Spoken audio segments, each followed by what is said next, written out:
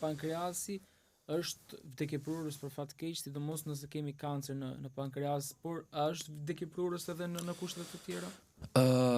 Po 95%, madje edhe para 2-3 javësh ka dalë një grup shkencëtarësh spanjoll, edhe ka thënë që fazat eksperimentale tek mint, tek adenokarcinomat pankreatike, kanë dalë me rezultat pozitiv. Edhe kjo për botën mjekësore dhe për gjithë njerëzit që kanë këto probleme, që ne ju urojmë shërim sa më të shpejt, ka ndezur një dritë jeshile shumë të madhe për botën. Por deri më sot që ne flasim, 95% e kancerit, domethënë e adenokarcinomave, të cilat janë malinje, që janë të tipit shumë agresiv, fatkeqësisht manifestojnë me vdekje tek këta njerëz, dhe është shumë e dhimbshme sepse sot edhe bota e mjekësisë nuk arrin dot që të japi një zgjidhje, sepse po them, organet e tjera janë të lidhura me disa arteri ose me disa kapilar që nuk janë shumë kryesor. Pankreasi ka raport me aortën abdominale, ka raport me vena cava inferior dhe ka raport me një rrjet limfatik, me një rrjet nervor, me disa ganglione, me disa tufa nervore aq shumë të rëndësishme sa që këto lidhen drejt për drejti dhe me mëlçin. Dhe duke qenë se mund të preket ose mund të krijohet aty ndonjë mas, këto inflamacionet ose këto qelizat kancerogjene mund të prekin direkt gjakun, pra kontaminon gjakun.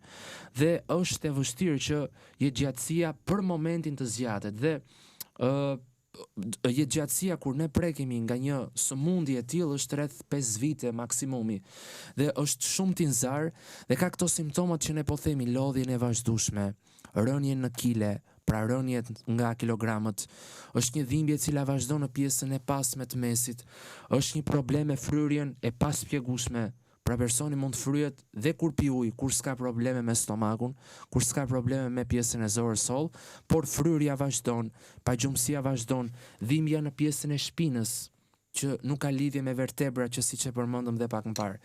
Dhe është një organ që më shumë ti mërzitet kur ne qëndrojmë pa gjumë. Si a lidhet pankreasi me organet e tjera? Pra nëse një pankreas i shëndetshëm, mund të ketë një veshk më të pak shëndetshme, një mëlçi më pak shëndetshme, një zemër më pak shëndetshme? Kur ne qëndrojmë pa gjumë. Pankreasi ka disa lëndë të cilat quhen bikarbonate, unë i kam shkruar, dhe këto bikarbonate quhen HCO3. Do të thënë bikarbonatet janë disa lëndë neutralizuese, të cilat neutralizojnë lëngjet gastrike. Dhe bikarbonate prodhohen zakonisht nga funksionet egzokrine ose nga pjesa e qelizave centroacinare. Kur pankreasi lodhet nga alkooli ose nga duhani, konsumimi i cigareve elektronike, i redukton këto lëngje. Duke qenë se i redukton këto lëngje, puna e zemrës bëhet më e vështirë, sepse pankreasi është një organ që ndihmon dhe në përthithjen e mineraleve. Pankreasi me ato, sepse ne dim që këto ushqim që marrim, ai ushqim na jep energji, ama pankreasi është dera kryesore e dhënies së energjisë. Dhe një pankreas i ngarkuar lodh edhe punën e zemrës, sepse zemra do të marrë më pak mineralet, siç janë kaliumi, kalciumi, magnezi, zinku, dhe kjo do të lodhë dhe aftësinë e muskujve skeletik, të kartilagove, të ligamenteve, pra një pankreas që nuk funksionon siç duhet, që funksionon i nervozuar, në kuptimin që ai e di se çfarë ti jete bën edhe nuk ti jep ato enzimat siç duhet. Dhe kur nuk ti derdh ato enzimat siç duhet, lodhet zemra, truri krijon një mjegullim. Një person që ka pankreas më të ngarkuar ka dhe tru të mjegullt, kujtesë jo të shëndetshme, mund të ketë agresivitet më të lartë, mund të agitohet. Një ndër molekulat më misterioze të pankreasit që unë kam studiuar kohët e fundit është një molekulë e cila quhet neurotenzina pankreatike. Këtë bota e mjekësisë ose librat shkencor nuk është se e njohin shumë. Kjo modulon drejt për drejti dhe vepron si një sinjalistik, edhe i jep urdhër ose i jep një sinjalizim hormoneve dhe enzimave të pankreasit që të derdhen në zorën e hollë, se pankreasi ka raport në pjesën e pasme, i tham, edhe i derdh. Unë këtu kam edhe një foto që e përshkruan. Shikoni çfarë pozicionimi ka pankreasi. Këtu është pjesë e pankreasit dhe këtu është zora e hollë. Të gjitha lëndët e tij derdhen zakonisht nëpërmjet një duktusi ose nëpërmjet një kanali në pjesën e papila vater. Papila vater është një kanal që lejon derdhjen e enzimave në zorën e hollë. Dhe kur këto enzima nuk derdhen siç duhet në zorën e hollë, pjesa e muskujve, zemra, truri nuk merret energjia e dur. Dhe shumica e njerëzve që marrin minerale të kota, suplemente të kota, vitamina të kota, është fjala kryesore se ata mund të kenë një lodhje të pankreasit, nga pagjumësia, nga një stres, nga një ankth, nga një problem familjar ose pjesë e gjumit. Gjumi unë i ndalem shumë sepse sot njerëzit nuk flen më gjumë. Dhe pankreasi kur ngarkohet, trupi krijon edhe myk. Krijon dhe papastërtira. Dhe miqt më të shëndetshëm dhe ata që më shumë ti pankreasi do është një gjumë i shëndetshëm, një aktivitet fizik. Aktiviteti fizik lidhet vetëm me ecjen.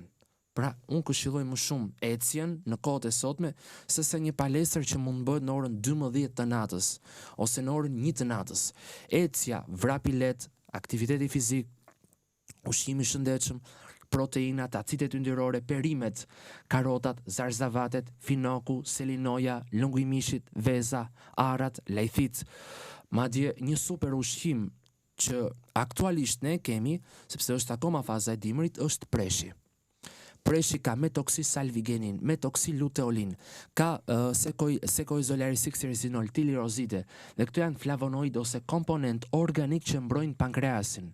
Pra preshi, lëngu i mishit, qepa, vajullirit, veza, por kryesisht vaksin dhe natyrale për sistemin imunitar në këto kohra është lëngu i preshit me mish.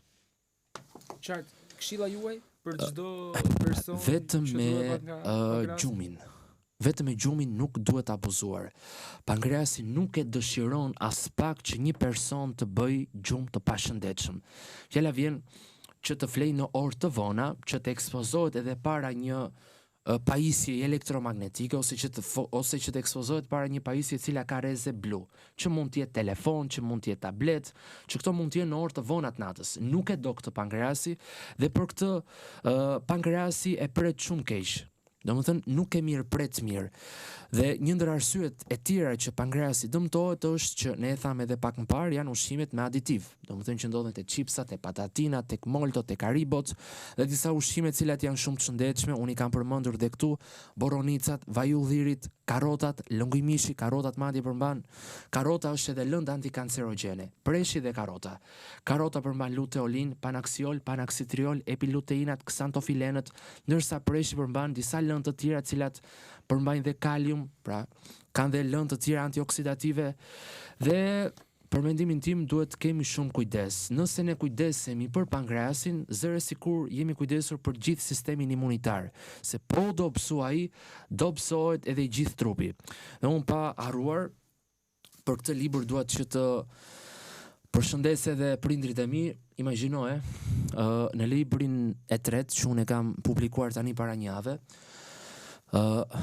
kur unë isha duke publikuar, shpeshherë mami më thoshte, sepse me mamin e kam pikën ose e kam si pikë më të dobët, e kam si arterien koronare të djathtë, ndërsa si arterien koronare të majt, ndërsa babin e kam si arterien koronare të djathtë, dhe më thoshte her pas here që mos ri pa gjumë, sepse mos shkruaj vonë, sepse nuk është e shëndetshme. Dhe dua që t'i falenderoj shumë, sepse motivi më kryesor që mua më kanë bërë ose që të motivohem kanë qenë ata. Edhe tani unë nuk i simbolizoj më si arterie koronare, por i simbolizoj si arterie të cilat oksigjenojnë direkt trurin. Pra i jap metaforë më të madhe dhe shpresoj se dhe gjithë ata që na dëgjojnë duhet që t'ua dim vlerën dhe ndonë se unë nuk kam as motor as vlla, motivi im kryesor, pasqyrimi im kryesor për mua janë ata, dhe ata janë si një gjak i cili rrjedh në arteriet e mia.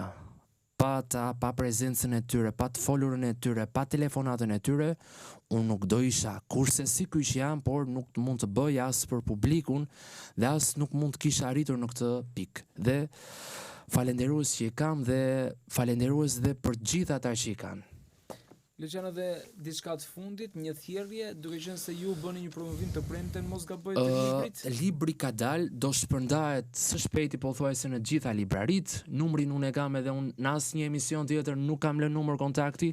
Libri ndodhet, unë kam publikuar dhe video në Facebook, Është në Instagram, është në disa librari këtu të ndryshme në Tiranë, librari Sara, librari Art që mund ndodhen në zona ndryshme të Tiranës dhe po ecën shumë mirë dhe synimi i tij nuk është as pak që të shitet sa më shumë, por që njerëzit të kuptojnë se brenda tyre fshihet një mikrounivers. Faleminderit shumë, sot i Lutem, bati shumë kënaqësi. suksese dhe sa më shumë ta kenë librin në duar dhe sa më shumë të shërbehet gjithë popullata me Si njohuritë ndim. që ju keni. Faleminderit shumë. Faleminderit.